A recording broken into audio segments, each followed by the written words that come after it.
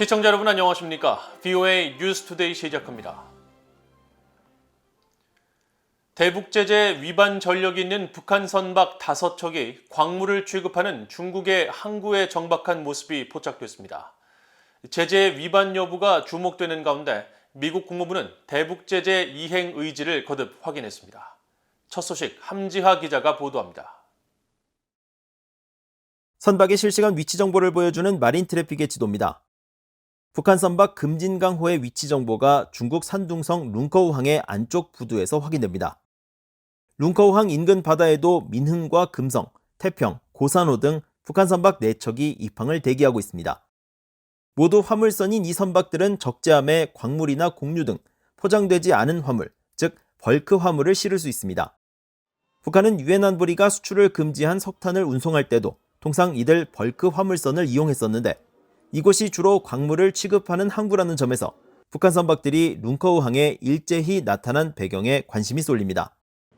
북한 선박들이 룽커우항에서 비료 등을 선적한 전례가 있기 때문에 현재 상황만으로는 대북 제재 위반 여부를 판단하기는 이릅니다. 하지만 이들 선박 5척 중 2척이 대북 제재 위반에 연루됐던 전력이 있어 주목해야 할 대목입니다. 앞서 유엔 안보리 전문가 패널은 지난해 3월 보고서에서 현재 룽커우항에 머물고 있는 태평호가 2020년 6월부터 8월 사이 여러 차례 중국 영해에서 발견됐으며 주로 북한산 석탄 수출에 동원됐었다고 지적한 바 있습니다. 또 지난해 9월 보고서에서는 고산호가 같은 의혹을 받았는데 2020년 6월 저우산 인근 해역에서 석탄을 다른 선박에게 넘기는 이른바 선박 간 환적에 가담해 북한의 6차 핵실험으로 부과된 2017년 유엔 안보리 결의 23975의 위반이라는 게 전문가 패널의 설명이었습니다. 또 고산호는 미국 재무부 해외자산통제실의 특별 지정 제재 대상, 즉 미국 정부에 의해 독자 제재 대상으로 지정돼 고산호와 거래를 하거나 연료 등을 판매하는 회사들은 미국의 세컨더리 생션, 즉 2차 제재를 감수해야 합니다.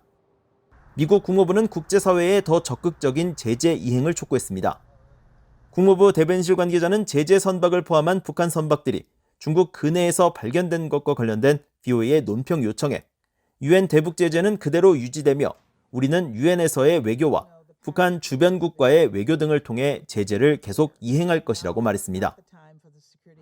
그러면서 국제사회가 북한의 도발 중단과 유엔 안보리 결의에 따른 의무를 준수, 또 미국과 지속적이고 강도 높은 함상에 임해야 한다는 강력하고 통일된 메시지를 보내는 것이 중요하다며 세계 각국의 일치된 대북 압박 노력을 주문했습니다.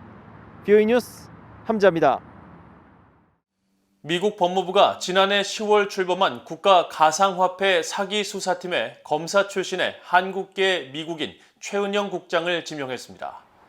미국 법무부는 17일 보도자료를 통해 법무부 산하 국가 가상화폐 법집행팀의 초대 국장으로 최은영 검사 임명을 결정했다면서 최 검사는 관련 부서에서 10년 가까이 근무한 경험이 있는 숙련된 검사 출신이라고 밝혔습니다. 또 최 검사가 하버드대 로스쿨을 졸업하고 2007년 검사로 임관해 지금까지 주로 사이버 범죄와 돈 세탁 범죄 등을 수사하고 기소하는 등 네트워크 침입과 가상화폐 관련 국가 안보 사건에 초점을 맞춰왔다면서 최 검사의 국장 지명을 통해 국가 가상화폐 법집행팀이 미국과 전 세계에서 가상화폐와 디지털 자산을 둘러싸고 벌어지는 심각한 범죄를 공격적으로 조사하고 법 집행 능력을 키우려는 미국 정부의 노력을 강화할 것이라고 강조했습니다. 해리 해리스 전 주한 미국 대사는 북한 정권이 당장 핵무기를 포기할 의지를 보이지 않고 있다면서 북한의 협상 복귀를 위해 먼저 제재를 완화하거나 미한 연합훈련을 축소해서는 안 된다고 강조했습니다. 해리스 전 대사는 16일 미국 해군협회 등이 주최한 웨스트 2022 포럼 기조연설에서 이같이 주장하며 북한의 위협에 대응할 수 있는 능력을 희생하면서 북한과의 대화를 추구해서는 안 되며 대화와 군사 준비 태세는 함께 가야 한다면서 이상주의는 현실에 뿌리를 두고 있어야 한다고 강조했습니다. 해리스 전 대사는 또 미국, 일본, 호주, 인도 간 협의체인 쿼드와 관련해 강력하고 신뢰할 만한 쿼드는 바이든 행정부의 새 인도태평양 전략의 주요 요소라면서 쿼드의 확장을 지지한다고 말했습니다. 그러면서 쿼드는 안보 협의체가 아니라 영내 기회와 도전에 대한 공동 가치와 비전을 공유하는 같은 마음을 가진 민주주의 국가 간의 모임이라면서 영내에 쿼드 사무국을 설립해 참여국 확대 문제 등을 논의할 필요가 있다고 덧붙였습니다. 국제농업개발기금이 국제사회에 대북제재를 적극 이행하고 있다면서 북한과의 사업재개는 대북제재가 해제돼야 가능할 것이라고 밝혔습니다. 또 현재 북한과의 사업계획도 없다고 밝혔는데 북한은 국제농업개발기금에 4천만 달러에 달하는 대출금을 갚지 않고 있는 것으로 나타났습니다. 안소영 기자가 보도합니다. 유엔 산하 국제기구인 국제농업개발기금 아이파드는 10년 넘게 재개되지 못하고 있는 대북 사업과 관련해 국제사회의 대북제재 이행을 준수하고 있다는 입장을 밝혔습니다. 국제농업개발기금의 북한 담당관은 17일 관련 사안에 대한 BOA 질문에 이같이 밝히면서 북한 내 국제농업개발기금의 모든 관여, 특히 개발 운영을 위해서는 관련 제재 해제 조건이 이루어져야 한다고 답했습니다. 그러면서 마지막 대북 지원 사업은 지난 2008년 마무리된 고지대 식량 안보 프로젝트였으며 그 이후 어떤 사업도 진행되지 않았고 현재 어떤 사업도 계획하고 있지 않다고 설명했습니다.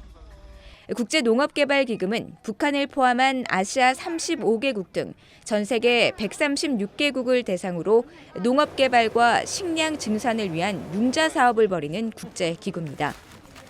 국제농업개발기금은 지난 1996년부터 2008년까지 북한의 가난한 농민과 저소득층 여성들을 돕기 위한 소액대출 사업을 벌였으며 양잠개발과 농축산 사업개발, 고지대 식량안보 프로젝트 등 3가지 사업에 투자해 북한 내 38만 가구, 약 160만 명의 주민들이 혜택을 받았습니다. 제롬 소바주 전 유엔 개발계획 평양사무소장은 국제농업개발기금의 사업은 단순 식량 전달 같은 지원 프로그램이 아니라 대출 방식으로 구조적인 문제 해결이 목표라고 말했습니다. So they're not grants. They are good projects because they are too much of the projects are humanitarian in nature, meaning you just deliver the food. What is better is to have projects that address the structural problem of the agriculture. 이런 가운데 북한은 대출 방식으로 이루어진 국제농업개발기금과의 사업투자금 대부분을 갚지 않고 있는 것으로 나타났습니다. 현재 북한은 국제농업개발기금 대출 5,496만 달러 가운데 3,995만 7천 달러를 갚지 않고 있습니다. 북한 경제전문가인 윌리엄 브라운 조지타운대 교수는 국제농업개발기금 프로젝트는 담보 없이 돈을 빌려주는 방식을 조건으로 하는 만큼 북한은 반드시 대출금을 상환해야 한다면서 북한은 다른 나라들로부터도 돈을 빌리고도 갚지 않는다고 지적했습니다.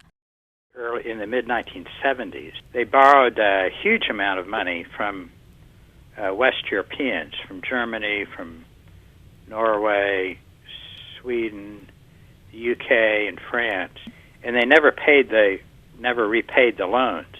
So they went into default.